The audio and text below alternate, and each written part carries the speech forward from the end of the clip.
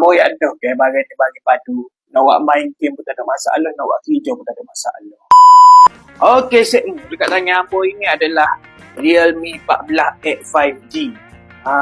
Hadir dengan RAM 8GB dan juga room dia adalah 128 deh.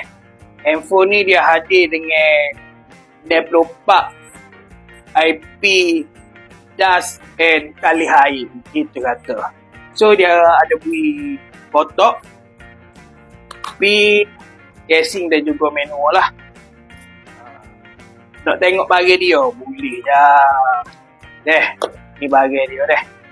Lepas tu dia ada bagi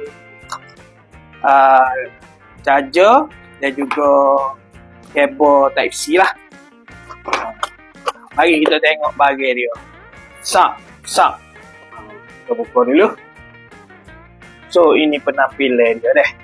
Sesuai untuk korang buat kerja dan juga aktiviti lasak lah. Ini adalah spek yang kita beri deh.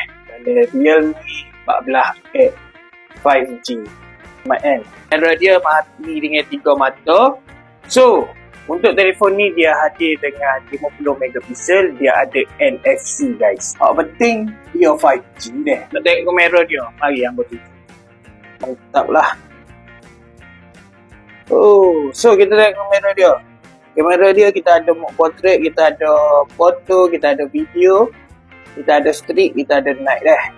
Lepas tu kita ada function mode. Untuk maklumat juga kita juga ada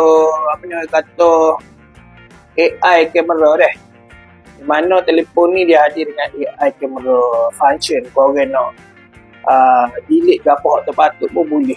Jadi sekmu mana berasa nak beli telefon Realme 14X ni, boleh je tengok dekat beg kuning tu deh. Dan ni tengah ada promotion kau-kau. Gapo-gapo pun, cik dah mau tengoklah dekat beg kuning detail-detail yang ada tu. Deh. Lajar cik kita.